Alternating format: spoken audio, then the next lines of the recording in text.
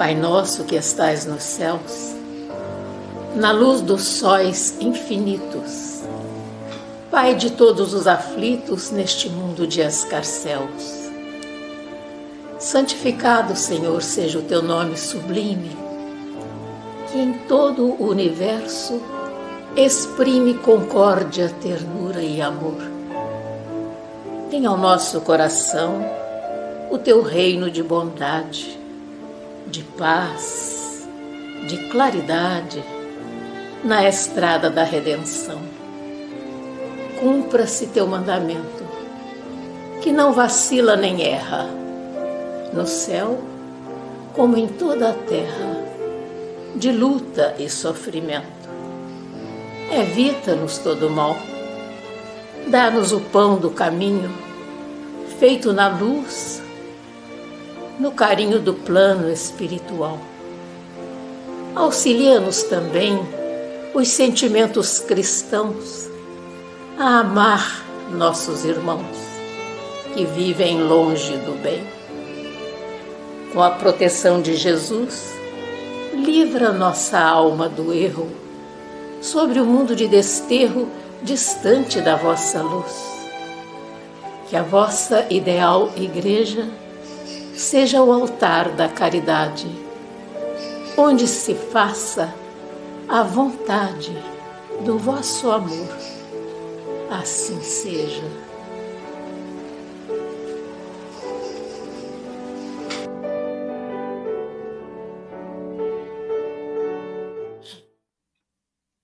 Para aqueles que não têm o hábito de acompanhar a nossa série, esta aqui é uma série que estuda a Torá. Não é um estudo versículo a versículo para querer justificar que todo o texto do Antigo Testamento é alinhado exatamente com a verdade espírita. Mas é no sentido de trazer para nós a capacidade de nós nos aproximarmos desses textos antigos e retirarmos o conhecimento maravilhoso que eles são capazes de nos oferecer.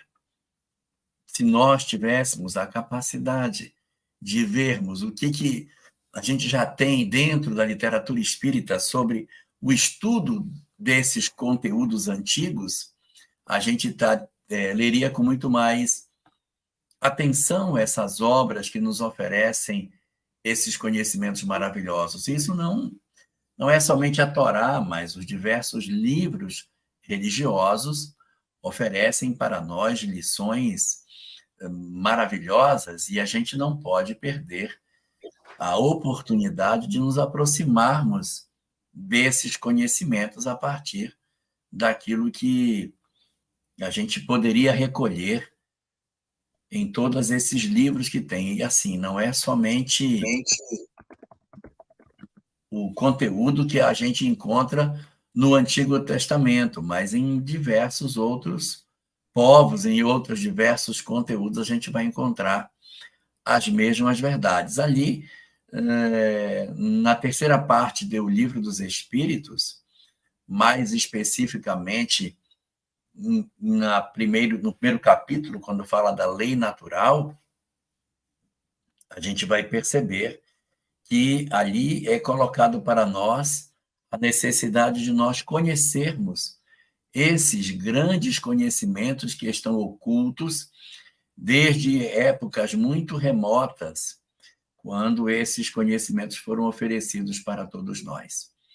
Então, se a gente se debruçasse sobre todas essas coisas, a gente poderia aprender muito mais. Questão 626 de O Livro dos Espíritos diz: só por Jesus foram reveladas as leis divinas ou naturais? Antes do seu aparecimento, o conhecimento dessas leis só por intuição os homens tiveram? E aí respondem os espíritos: já não dissemos que elas estão escritas por toda parte? Desde os séculos mais longínquos, todos os que meditaram sobre a sabedoria hão podido compreendê-las e ensiná-las. Pelos ensinamentos, mesmo incompletos que espalharam, prepararam o terreno para a boa semente. Estando as leis divinas escritas no livro da natureza, foi possível ao homem conhecê-la logo que as quis procurar. Está no livro da natureza. Observar o rio contornando as pedras, as árvores se restaurando depois do golpe, o dia vencendo a noite. Então diz assim: por isso é que os preceitos que consagram foram, desde todos os tempos, proclamados por homens de bem. E também por isso é que elementos delas se encontram, se bem que incompletos ou adulterados pela ignorância, na doutrina moral de todos os povos saídos da barbárie.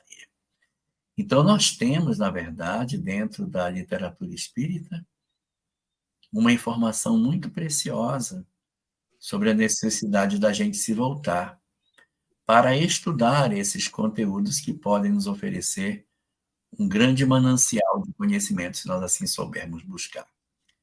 E o nosso objetivo aqui não é, na verdade, ler no sentido de criticar, mas no sentido de mostrar quanta sabedoria se esconde por trás dos textos que os homens antigos deixaram para nós.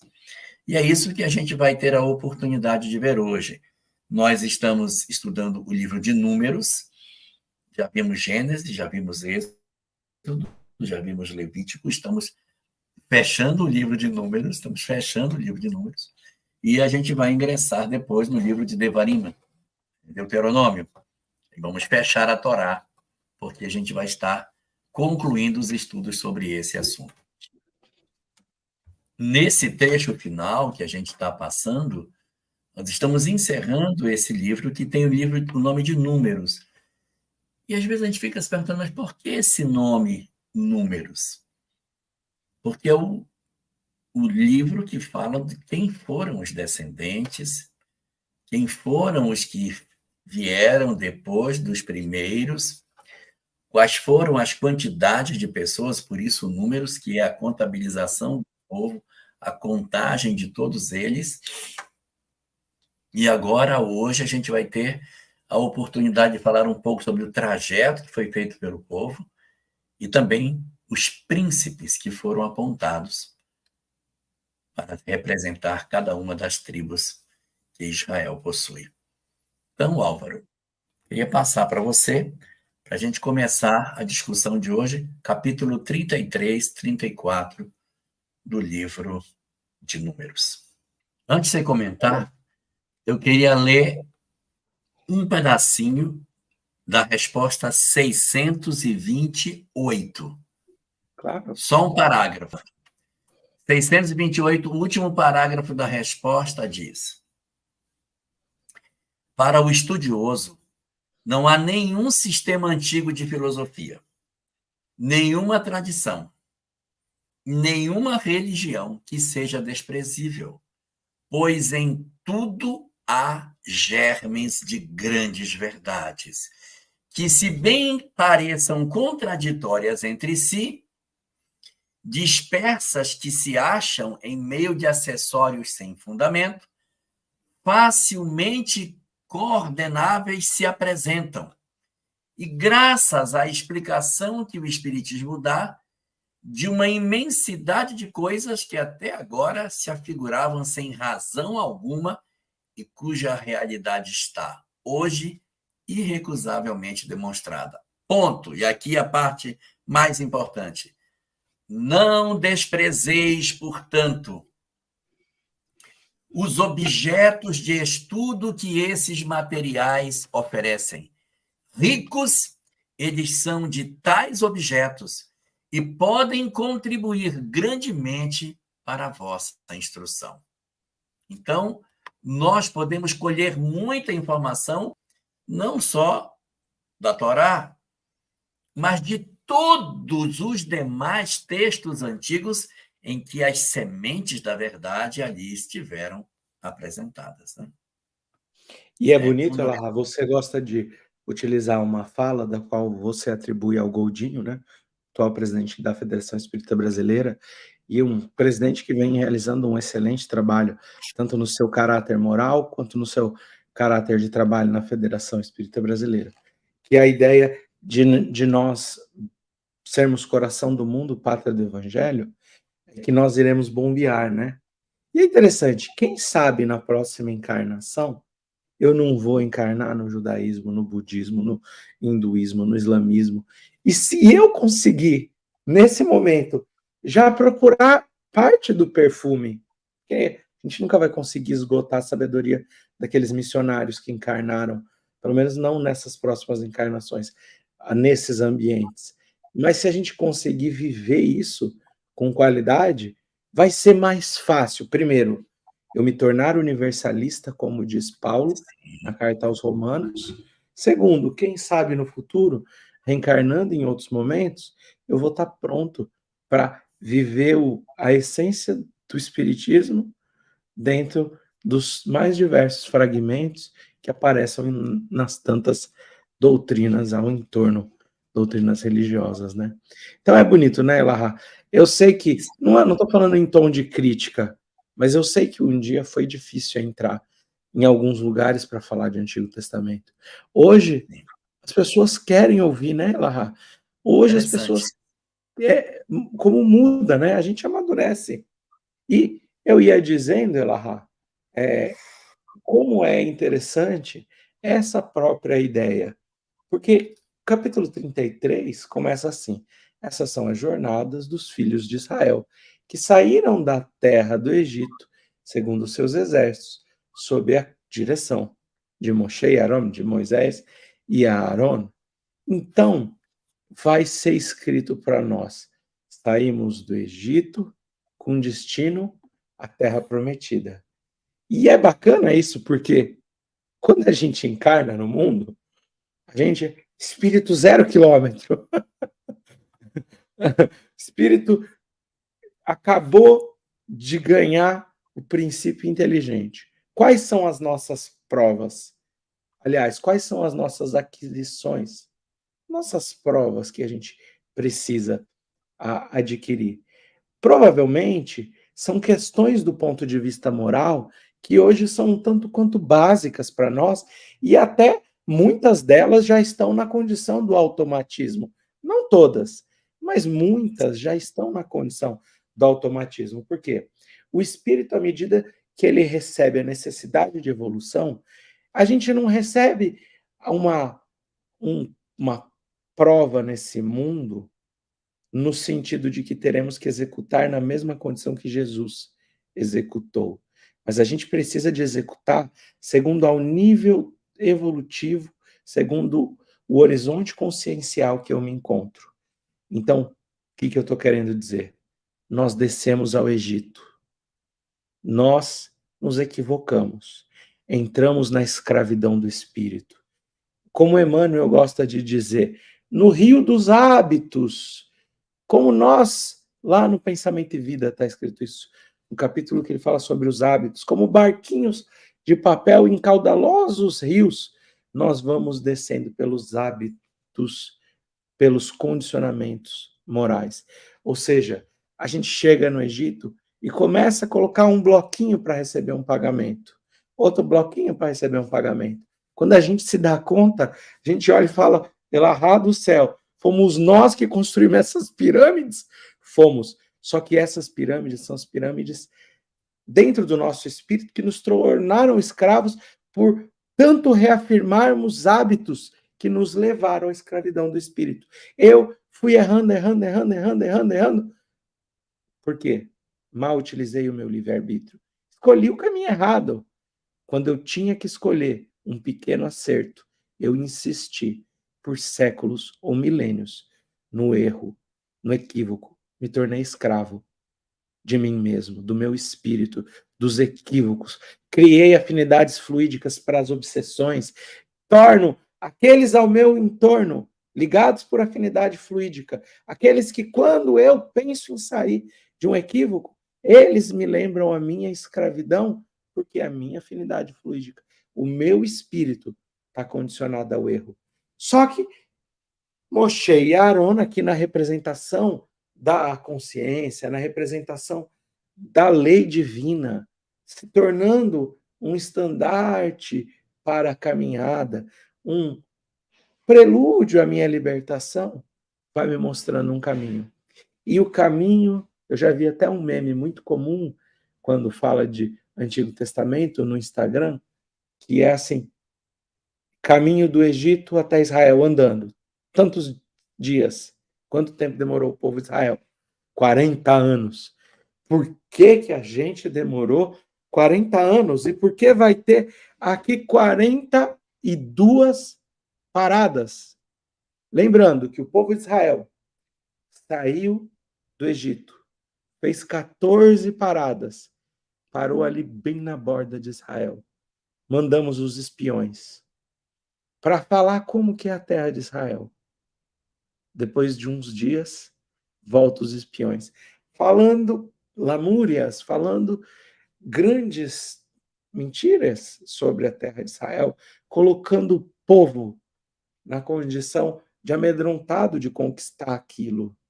E realmente, quando a gente para olhar, conquistar a terra prometida, como escreve o espírito de São Vicente de Paulo lá no Evangelho segundo o Espiritismo, às vezes é amedrontador, porque o Evangelho nos tira da nossa zona de conforto ao ponto máximo de desafio interior. Então, diante da conquista da terra prometida, no sentido de Evangelho, eu preciso sair da minha zona de conforto. E às vezes eu mesmo crio desculpas para não conquistar o perdão, para não conquistar a caridade, para não ter que desenraizar o meu orgulho, o meu egoísmo.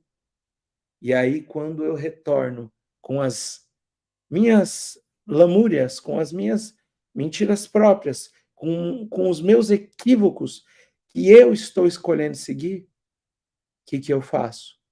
Crio um caminho maior. Ao invés de 14 paradas, o povo de Israel vai fazer 42 paradas. Eu vou fazer já para passar para você, Lara, fazer um resumo, assim, uma ideia bem fácil. O Waze. Coloquei no meu Waze. Saí da minha escravidão interior. E para a vivência do evangelho plena. Adentrar a terra prometida. Quanto tempo de caminhada? 14 paradas, rapidão, alguns anos. Só que a gente, quando olha essa terra prometida, fala, mas será que eu vou por aí? Mas tá tão bom essa paixão, tá tão gostoso fazer isso errado, que aí eu, ao invés de ouvir a voz do Waze, da consciência, vai reto, meu filho. Aí a gente está vendo o caminho na consciência. Ainda vem a vozinha que você escolhe de quem você quer dizer. São os missionários que encarnam na Terra. Que eles gritam e falam, meu filho, vira à direita, daqui 300 metros. Chega nos 300 metros, a gente não vira à direita. A gente resolve virar à esquerda ou ir reto, pegar um caminho mais longo.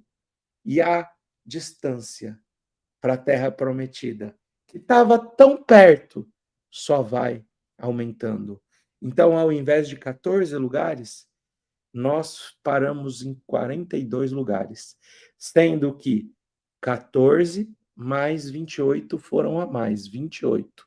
Dentro desses 28 lugares, 20 foram necessidade espiritual. 8 foi teimosia com o ex espiritual.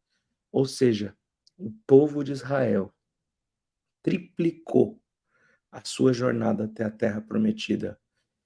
Nós estamos num mundo de transição. Talvez pudéssemos, no íntimo, não como planeta, mas no íntimo, com o conhecimento que já temos de Antigo Testamento, de Evangelho, de vida espiritual, já poderíamos estar na Terra Prometida. Mas o que a gente acaba fazendo? Tomando caminhos mais distantes, indo por caminhos errados, ignorando a voz dos missionários, ignorando o horizonte da nossa consciência, a tela do nosso Waze, a gente vai ignorando tudo isso e vai transformando o nosso caminho em caminho mais longínquo. Eu vou passar para você, Larra, depois eu tenho mais umas coisas para falar sobre o assunto. Rapaz, eu tenho muita coisa para falar que eu não sei se vai caber na live de hoje, mas vamos lá. O que eu vou falar não tem nada a ver.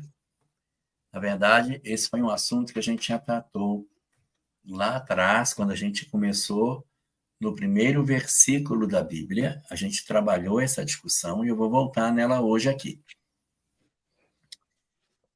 O primeiro versículo da Bíblia, ele é aquele bem conhecido que diz: no princípio criou Deus o céu e a terra. Esse trecho da Bíblia, em hebraico, ele tem 42 letras. Bereshit bara Elohim et hashamayim ve'et haaretz. Esse versículo, com 42 letras, ele vem sendo estudado, vem sendo apreciado pelos estudiosos há muitos e muitos séculos. E houve um certo momento de estudo dessas 42 letras que se decidiu fazer uma análise desse processo, brincando com a posição das letras, trocando para criar outras palavras. E foi possível criar, com essas 42 letras, 7 frases. Essas 7 frases constituem uma oração que é considerada, dentro do judaísmo, como a oração cabalista de maior força que existe. E aí aconteceu que as pessoas começaram a orar essa sequência de palavras, que tem muita força, em busca de proteção espiritual. Então, muita coisa foi surgindo em cima dessa oração, que depois foi musicada, e ela é chamada como Ana Bekoa. Vocês vão encontrar com muita facilidade os estudos sobre Ana Bekoa na internet. Então, essa oração, chamada Ana Bekoa, tem várias análises que são feitas. Quebra em 2 palavras, quebra em 7 dias da semana. Então, eles fazem várias análises em cubos, hipercubos, cruzando os pontos das arestas dos cubos com o centro das faces opostas para encontrar conexões, coisas de cabalista. E há uma combinação que eles fazem, já que a oração tem 42 letras, em que eles multiplicam os 7 dias da semana pelos 6 dias produtivos que a semana tem. Se você multiplicar 7 vezes 6, em boa matemática, vai dar 42. 42 é o número de letras da oração. 42 é o número de dias multiplicado pelo número de dias úteis. E também é o número de paradas que foi feita da saída do Egito até a chegada em Israel. Esse link que daqui a pouco eu vou pedir para... Denise, coloca aí a imagem da oração, só para o pessoal conhecer a letra da oração, Ana Bekoa.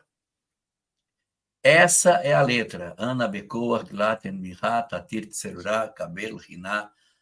Eu não vou cantar porque eu canto muito ruim, mas a música é assim. Ana Bekoa, Gedulaten, Minha, Tatir, Tserurá, Kabel, Riná, Amha, Sagveinu, Tareinu, Norá. Muito bem. Então, essa é a letra que foi construída com o primeiro versículo da Torá, combinado de maneira diferente, dando origem a esses textos que têm um sentido lógico e correto. Muito bem.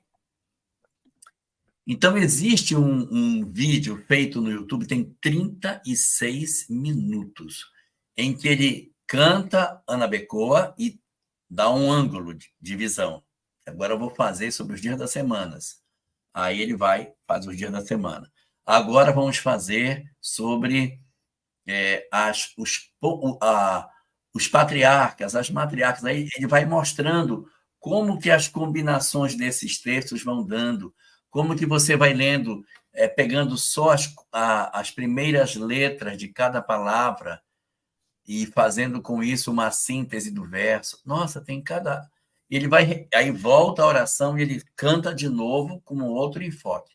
Um desses enfoques, nesses 36 minutos, é mostrando como que a oração do Ana Becoa está conectada às 42 paradas que o povo de Israel fez desde a saída do Egito até a chegada em Israel. Então, tudo vai se conectando. O Cabala tem muito disso, né? Uma preocupação muito grande de fazer conexões entre coisas que aparentemente não são conectáveis. Então, a nossa discussão de hoje vai passar, um pedaço dela, por essa discussão sobre esses postos aonde nós tivemos a oportunidade de passar na saída do Egito até Israel. E aí, como o Álvaro estava lembrando,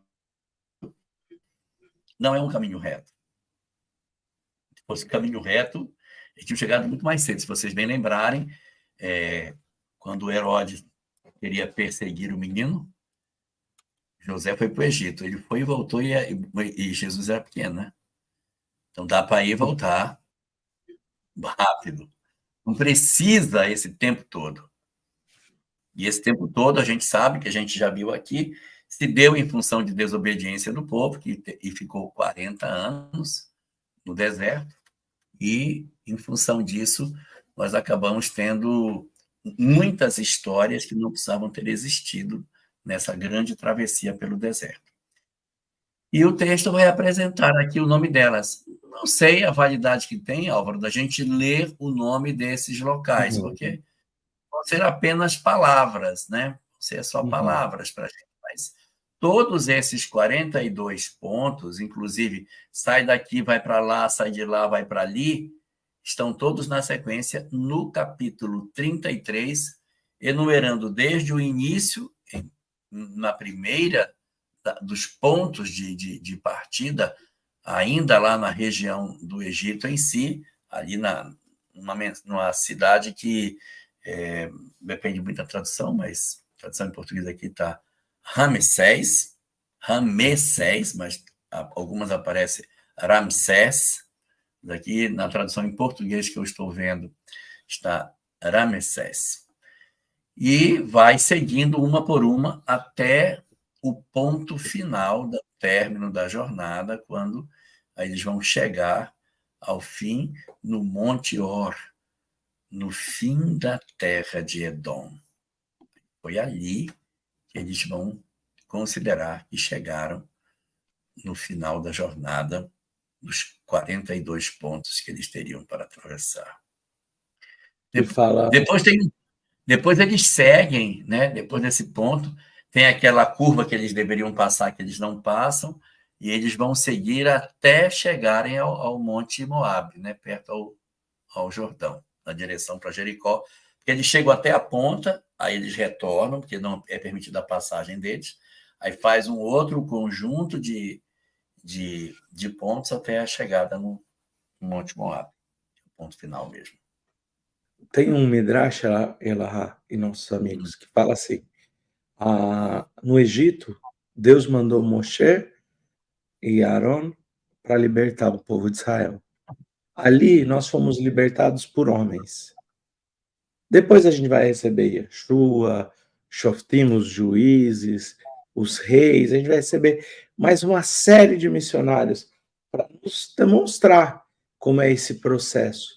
Só que quando a gente olha a história do povo de Israel, a gente vai tendo outros exílios.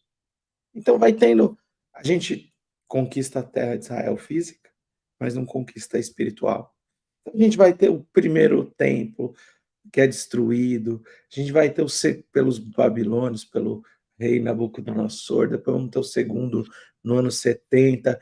Então, assim, Moisés foi enviado para libertar o povo da escravidão. Foi liberto no plano físico, mas no plano espiritual nós continuamos. E aí diz esse Midrash que é lindo. No futuro, nós entenderemos o que é a libertação pelas mãos não mais dos homens, mas pelas mãos de Deus. porque a libertação pelas mãos de Deus faz o homem livre onde quer que esteja. Olha que bonito isso. Então, quando a gente vê Sócrates lá preso, no finalzinho da sua encarnação, que alguns dos seus alunos subornam o dono, o carcereiro, para libertar Sócrates, ele fala: olha, presos são aqueles que vivem no mundo ligados às suas paixões. Eu estou aqui dentro, mas eu sou livre em espírito. Eu Ele vou... diz para a mulher dele assim: eles estão presos da grade para lá, e eu estou solto da grade. É lindo, né? Porque é o entendimento da verdadeira liberdade, é o condicionamento da liberdade no maior de todos os sentidos. E é interessante que tem outra passagem lá, outra Midrash, que vai falar que o povo de Israel, por algumas vezes, retornou aos mesmos lugares que tinha passado antes. E quando passavam ao mesmo lugar, Midrash, quando passavam no mesmo lugar, eles encontravam o espinheiro do deserto que eles tinham cortado para fazer fogo, para trazer luz, aquecer, o mesmo espinheiro. E aí eles pisavam na terra e queimavam a sola do pé com a brasa do espinheiro. E eles falavam: olha, foi por aqui que a gente passou. E esse Midrash, ele vai falar que um dos maiores equívocos é o Lashon Hará, é a maledicência. Porque mesmo que a pessoa retorne a refletir, eu falei mal do Elahá para Denise Balô. É claro que ela não vai acreditar, mas vamos supor, eu falei, mesmo que ela não queira ter o julgamento, ela vai se lembrar do que eu falei. É o espinho em forma de brasa que permanece no mesmo local. Mas o interessante é que quando é falado sobre esses 40 anos que o povo caminhou, ou 42 pontos, que muito mais do que os 40 anos, o Elahá muito bem trouxe, são os 42 lugares onde a gente parou, a gente se recorda de uma coisa: cada um dos 42 lugares trouxe importantes lições que a gente revisita todos os anos estudando a Torá. Ou seja, nenhum dos lugares que nós passamos, nós deixamos de receber a misericórdia divina, a providência divina, a benevolência de Deus sob a condição. Ou seja, pode até ser que quando a gente foi encarnar, falar assim: Elahá, tá fácil, tá bem fácil. Álvaro, você vai ser espírita, tá? Você vai nascer nessa condição, você vai, com 8 anos, você vai conhecer o espiritismo, você vai ser espírita, médium, vai estudar o livro dos espíritos, você vai fazer caridade, vai casar com essa pessoa, vai escolher tal profissão. Planejamento reencarnatório. Esses são as nossas 14 paradas primeiras. Só que no meio do caminho, ao invés de com 8 anos eu virar espírita, o meu foi com 26, lá. Eu dei umas paradinhas aí no meio do caminho a mais. Em vez de eu escolher, ao invés de escolher aquilo que era óbvio na minha consciência e que hoje eu olho para trás e falo: gente, por que eu tomei aquela direção? Realmente seria melhor escolher outro caminho. Mas, por outro lado, os caminhos errados me tornaram um Álvaro muito mais Convicto, especial dentro do seu convicto. conhecimento. Oi? Porque o tempo de deserto poderia ter sido menor, né? Poderia ter sido menor. Poderia ter sido menor. Só que é aquela história, a gente escolheu o deserto porque não estava ainda maduro para ir naturalmente na direção do conhecimento. Então, de certa maneira, a porta esteve aberta, mas nós decidimos não passar por ela. Foi uma decisão particular nossa de fazer esse movimento de não entrada nessas opções de solução. A gente estava agora mesmo numa live anterior assistindo a história de Leonel. Leonel tem uma série de oportunidades de fazer o bem, mas ele era muito perturbado. E aí a espiritualidade manda várias estratégias para que ele se equilibre. Entre elas, olha a estratégia, a orfandade de mãe. Ele fica órfão de mãe para que a orfandade fosse um instrumento de mudança. E funciona por 4 anos. Depois ele volta para a mesma vida dissoluta. Amigos espíritas se aproximam, ele casa com uma mulher que não lhe dava problema.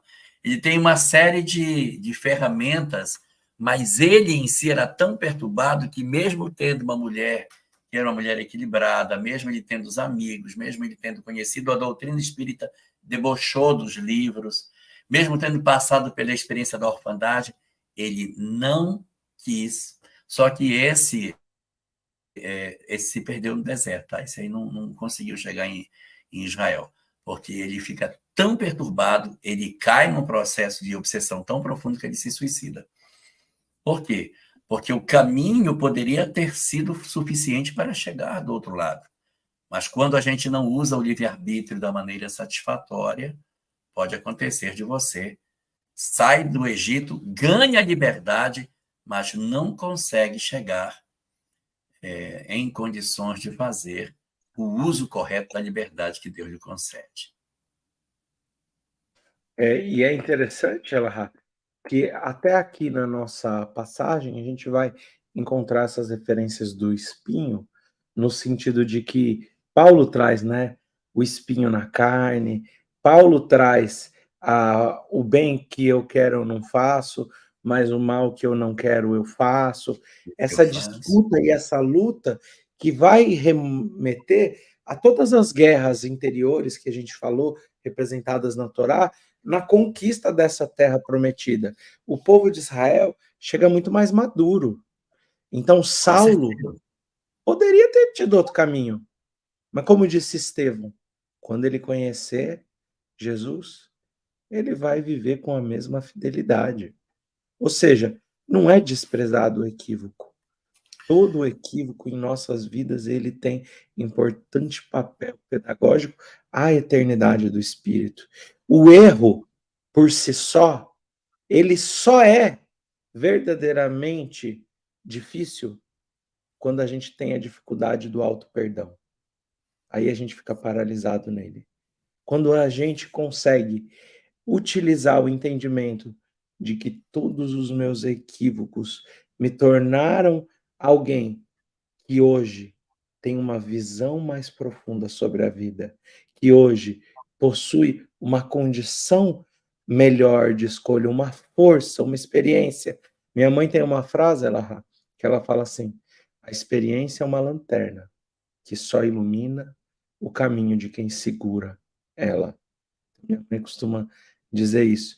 Quando a gente trilha por caminhos mais difíceis, mas a gente se apropria das dores, dos aprendizados, dos esforços, dos atributos que conquistamos, não para lamentar os equívocos, mas para reconstruir um novo ser dentro de mim mesmo, das minhas próprias experiências.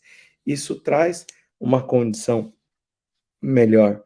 E é interessante, Elahá, que, como a gente já disse, foram 42 paradas.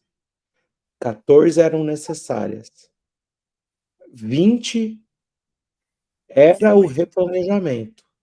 E 8 foi porque durante o replanejamento a gente errou de novo. Então me lembra a Alcione quando vai encarnar. Que ela fala, que ela recebe a instrução, tem muita gente que vai para lá, para a Terra, você não precisa encarnar. Mas tem muita gente que se perde por lá e se enrosca por lá. Então é mais ou menos isso. E essas 8 estão exatamente naquele ponto que eles chegam num local para atravessar, não lhes é permitido passar, eles têm que voltar e fazer uma volta para acessar o Rio Jordão por outro caminho, porque não lhes é permitido entrar por aquela região. Interessante, né? Bastante interessante. Vamos falar sobre a Irmiklat? Pode ser? Vamos falar então, né, Elahá? Então, o que que é essas Irmiklat? É interessante que quando vai se falar das heranças, do que cada um vai receber, como cada um vai viver, existem algumas cidades que elas, algumas regiões do território, que elas ficam reservadas aos levitas e ficam reservadas como Irmiklat. Irmiklat significa cidade refúgio. O que são essas cidades refúgio, que a nossa porção também vai falar? As cidades refúgio, elas estão ligadas a uma condição. Se a gente pegar o capítulo 26 do livro de Mateus, versículo 52, a gente vai encontrar quem com ferro fere, com ferro será ferido, ou, segundo o Evangelho, quem lança mal da espada, pela espada perecerá. A gente popularmente diz: quem com ferro fere, com ferro será ferido. Mas lá está escrito: quem lança a mão da espada, pela espada perecerá. Então existe lá o não matarás, um dos nossos 10 mandamentos. Só que dentro dos 10 mandamentos existe uma condição, que é o alter-tse, que é o que está escrito lá nos 10 mandamentos: não cometerás assassinato. Mas eu posso estar, por exemplo, como diz o Talmud, cortando uma árvore com um machado, realizando o meu trabalho de lenhador, uma árvore seca, ninguém está agredindo a natureza, e a árvore, a hora que eu vou cortar, o meu machado ele quebra e ele voa e mata outra pessoa. Ou seja, foi um acidente. Eu não tive o intuito de matar, mas aconteceu um acidente. Hoje em dia a gente sabe que você pode estar dirigindo e acontecer um acidente. Tem uma série de ocasiões, até mesmo como a gente encontra naquele caso bastante famoso, emblemático, onde Chico Xavier psicografa a carta de um jovem que é levado em consideração num julgamento, onde 2 amigos estavam brincando com um revólver por acidente. Homicídio culposo. Homicídio culposo, quando não se tem a intenção de matar. Intenção de matar. Não tem, mas aconteceu. E aí? E aí? O que vai trazer essa nossa porção que se torna parte da lei judaica? Fala o seguinte, ó. Você não pode matar isso. essa pessoa. Não é justo matar. Não é justo, né? Foi sem querer, né? Mas É e se a diferente. família quisesse e se a família quisesse vingar deles? Também tem que proteger esse cara. Tem que proteger o cara. Então são criadas essas Irmiklat, essas cidades refúgio, que são, a pessoa teve um acidente, aconteceu, ela, em primeiro lugar, ela não sai correndo para lá, ela passa por um tribunal. No tribunal, eles decidem, olha, realmente foi um acidente. Então, meu filho, se pirulita, foge, vai viver a sua vida não é uma cadeia, mas é uma liberdade restrita. Vigiada. Você tem a condição de não sair daquela. Alguém vai te impedir de sair? Não.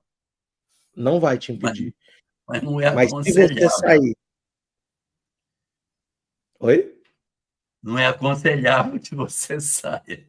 Não é, porque se você sair e algum familiar te encontrar, daquele que morreu te encontrar, entre aspas, ele pode te assassinar, entre aspas. Não é que ele vai, o que ele deve, mas ele pode. Ali dentro, você está protegido pela lei judaica, você está amparado na condição de que o seu equívoco tem uma resultante, mas você também não precisa de receber a mesma punição de que um assassino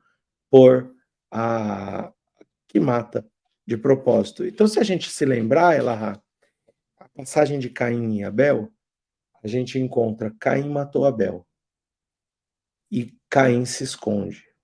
É a vergonha do espírito. É a mesma coisa que Adão e Eva ali quando cometem a transgressão, eles se escondem de Deus. A gente tem aquele momento de vergonha de nós mesmos. E quando ele está escondido, Deus fala para ele. Ela está se escondendo por quê? Cadê o seu irmão? Ele dá aquela resposta Caim, mal criada. Aí, por acaso, eu sou guarda do meu irmão para saber onde ele está? Ele fala, o sangue do seu irmão clama por ti. E ali está escrito, ele vai carregar na fronte dele o nome de Deus. Por quê? Ele precisa de espiar, se arrepender, espiar e reparar. Ele vai caminhar com isso na forma da qual lei de causa e efeito E se precisa. alguém o ferir, será punido 7 vezes. Será punido 7 vezes. É como se nós estivéssemos falando, Elahá, o escândalo tem que haver, mas ai daquele que o causar. Você vê como é um modelo jurídico bem interessante, porque ele reconhece a figura do homicídio culposo e encontra uma solução de tal sorte que proteja essa pessoa, mas não deixe de puni-la. Ela fica punida, mas é uma punição muito branda, né? Porque ela está solta. Só que numa cidade refúgio onde ela vai permanecer pela Por vida longo dela. período. Um longo período.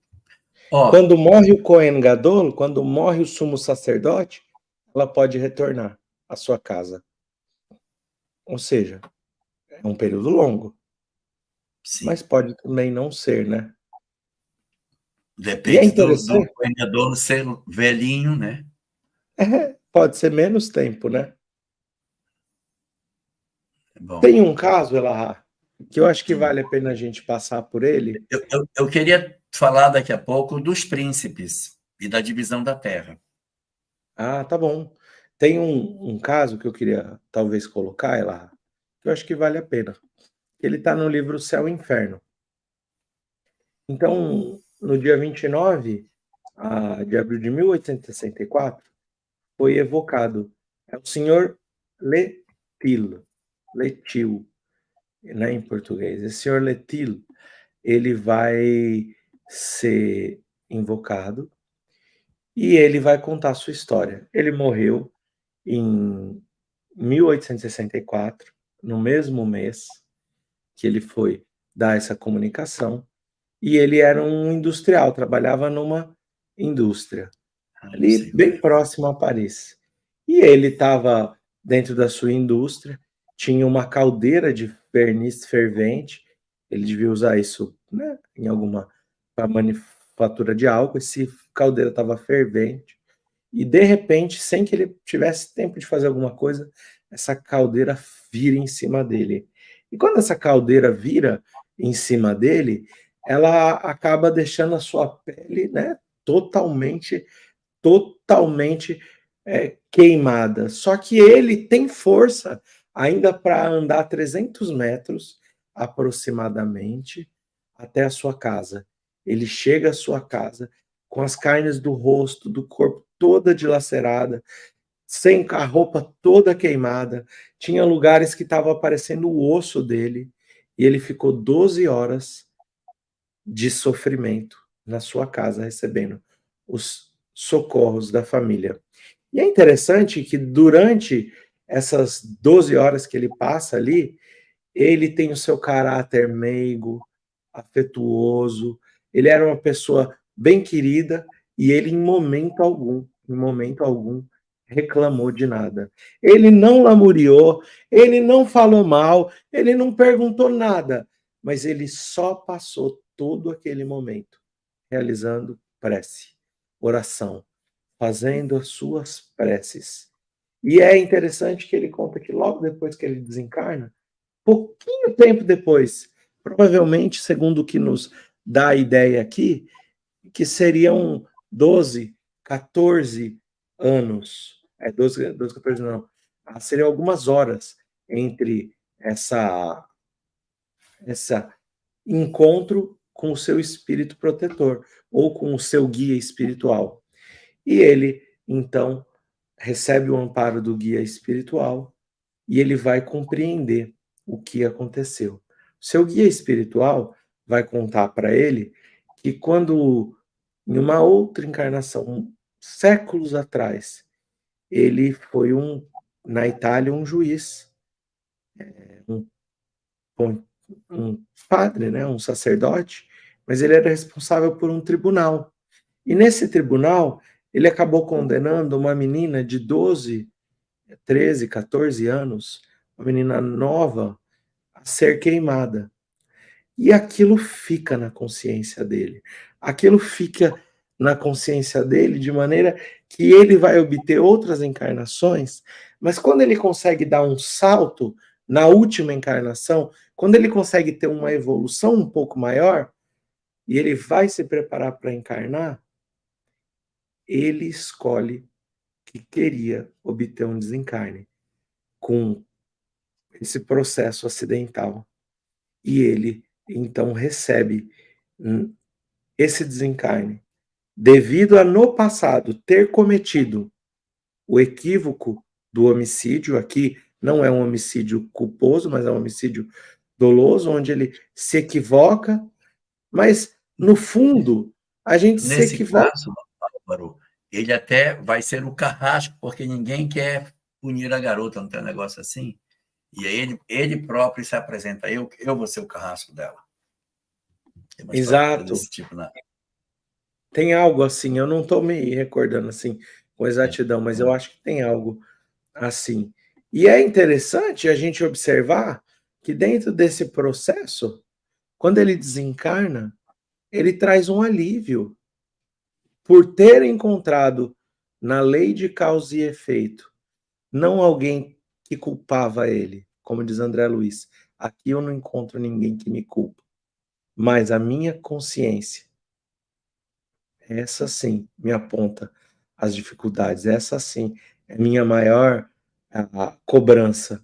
Então essas cidades aqui, refúgio, elas trazem o entendimento da lei de causa e efeito, porque quando a gente vai encontrar o versículo, acho que é capítulo 35, que a gente, se eu não estou enganado, vou até tentar achar que quando a gente vai encontrar no capítulo 35, a gente vai encontrar o que Jesus parafraseou lá em Mateus 26, porque ele vai falar o seguinte, ó: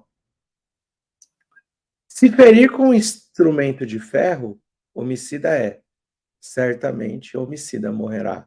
Se lhe ferir com uma pedrada de que possa morrer, e morrer, homicida é, certamente homicida morrerá.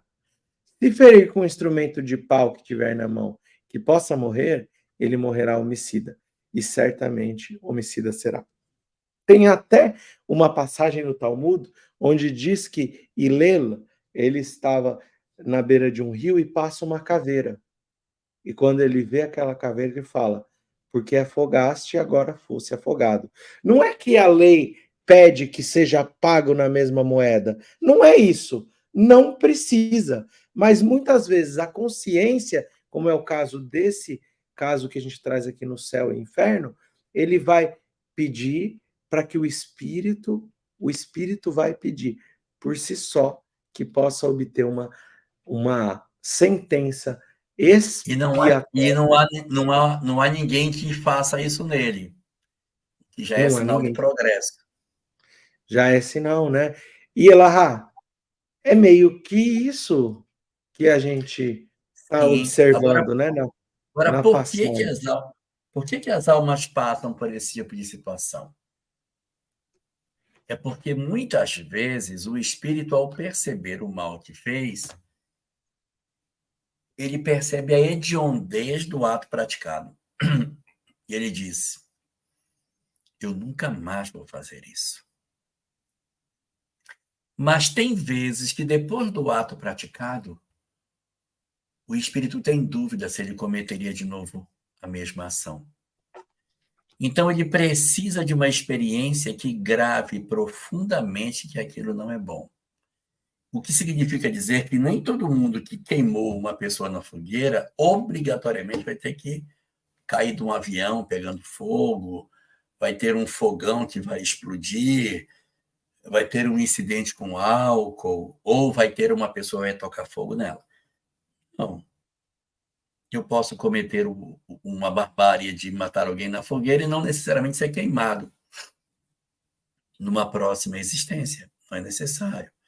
Mas existem determinados espíritos que têm dúvida. E na intimidade do seu eu, está claro para ele que isso não pode ser feito. Porque o espírito ele cria uma espécie de vício. Quando ele faz uma ação, ele gera uma espécie de vício, em que ele tende para essa mesma conduta numa situação de estresse. Então, nessas circunstâncias, o espírito disse: para selar em mim que isso não é bom, eu preciso guardar no meu inconsciente, na porção mais profunda do meu eu, que isso não é bom. Porque caso aconteça novamente, eu evocarei essa lembrança para não fazer. Vou aproveitar, não tem nada a ver com o nosso tema, mas vou contar rapidinho aqui. Nós tivemos em Porto Velho uma pessoa que deu entrada no centro espírita com um problema obsessivo grave. Tinha muito calor no rosto. Muito calor, muito calor. O tempo todo calor no rosto, calor. Foi para o trabalho mediúnico, foi atendido uma série de entidades e uma entidade disse que o seguinte, que era ela que provocava isso, porque no passado ele tinha queimado o rosto dele e ele queria destruí-lo porque ele havia sido destruído por ele. O rapaz foi atendido, o espírito foi atendido, o rapaz melhorou, tornou-se trabalhador espírita, hoje continua trabalhador espírita, encontrei com ele recentemente, uns 30 anos depois, continua trabalhador, e ele contando para mim, que depois de feito o tratamento, já trabalhador da casa, tudo pacificado, até esquecido a coisa, ele estava dormindo e ouviu um barulho na cozinha. Ele acordou para ir na cozinha ver o que era, que ele chegou lá, tinha um ladrão metendo a mão pelo um buraco da cozinha que tinha para tentar abrir a porta, para acionar a casa, para abrir a casa dele. Quando ele viu aquilo, sabe o que ele fez? Ele me contou. Botei uma panela com água no fogo. Botei uma panela com água no fogo. Então, tá, lá no meu inconsciente existe a ideia, se eu jogar água, queima, dói. Porque qualquer pessoa comum ia pegar uma faca, furar a mão dele, pegar uma vassoura, dar na mão dele, dar um tiro, sei lá. Mas botar uma panela no fogo para esquentar, até água esquentar para jogar na mão dele, já tinha até aberto a porta. Mas você vê o que é o condicionamento da alma. Então, fica no psiquismo uma determinada forma de funcionamento. Então, alguns de nós, não somos todos, quando vivemos determinadas experiências, a gente diz assim, eu preciso lacrar dentro da minha alma que eu não vou fazer isso de novo. Então, eu preciso trazer para mim, para que no meu vício eu não venha de novo a queimar outras pessoas. Porque está no meu psiquismo. Vingança é na queima. É assim que a gente mata os outros, é queimando. E aí, para que isso não aconteça, eu peço essa experiência para cicatrizar em mim essa tendência da alma. E é bem isso, Elahá, porque aqui quando um matou o outro sem querer, esse que saiu da convivência, ele vai deixar a ausência e vai ficar a saudade. Esse que matou sem querer, ele vai ter que ir para essa cidade de refúgio. E lá ele vai viver a solidão, vai deixar a ausência e a saudade. Então, ele está provando o mesmo remédio para que aqui seja concebido o valor da vida. Se a gente parar para se lembrar, Elahá, no livro Entre a Terra e o Céu, no caso de Zumira, a gente tem um caso desse, de uma criança que acaba desencarnando, não pelo propósito que ela queria matar, quando essa criança está na praia, mas ela acaba deixando que a criança entre na água, porque ela já não gostava muito da criança, mas não deu o olhar correto. A atenção devida. Foi a atenção devida. A criança acaba morrendo afogada. Existia necessidade, segundo a gente vê no caso do livro, porque aquele espírito daquela criança havia sido suicida. Ela estava espiando ali dentro do afogamento que ela passa, Estava no mas mapa. A desencarnação era uma possibilidade. era uma possibilidade. Mas a madrasta, ela tinha que prestar toda a atenção para que não acontecesse um acidente. Sim, Então, aqui essa passagem da Torá está trazendo para nós a atenção devida ao valor da vida. Porque às vezes a gente fecha os olhos para que, deixando com que o equívoco aconteça. E isso aqui é fundamental, né, Elahá, ó, para nós dentro da passagem. Tem muita coisa para falar disso, né? nós já passamos muito da hora. Eu nem vou falar dos príncipes, vamos deixar para a próxima live, divisão da terra, que já tinham 2 tribos e meia já tinham recebido terra, vai dividir só entre 9 tribos e meia. Mas a gente vai falar isso na próxima quinzena, a distribuição da terra para as tribos de Israel, porque a gente tem que devolver a palavra para Denise Balor, que tem Vamos lá. perguntas para a gente responder, né? Vamos lá. Cadê Denise? E Elahá, você faz a nossa prece para encerrarmos essa live maravilhosa? Faço sim. Querido Senhor, o quanto te agradecemos pelas oportunidades que nos ofereceste durante os últimos dias, para que te percebêssemos em nossas existências. Por isso, nós te agradecemos profundamente por esse dom extraordinário da doutrina espírita que nos permite ver, pelos olhos do Espírito, a vida que se processa em derredor dos nossos passos. Por isso, nós te agradecemos e te pedimos que nos protejas, que nos abençoes esse grande propósito de vivermos aquilo que já sabemos. Que o teu infinito amor esteja vivo dentro das nossas almas, a fim de que saibamos aproveitar as oportunidades que tu nos concedes, promovendo a cada passo da nossa jornada um novo momento de crescimento. Obrigado, assim, por tudo que nos ofereceste nesses dias e nessa noite de hoje.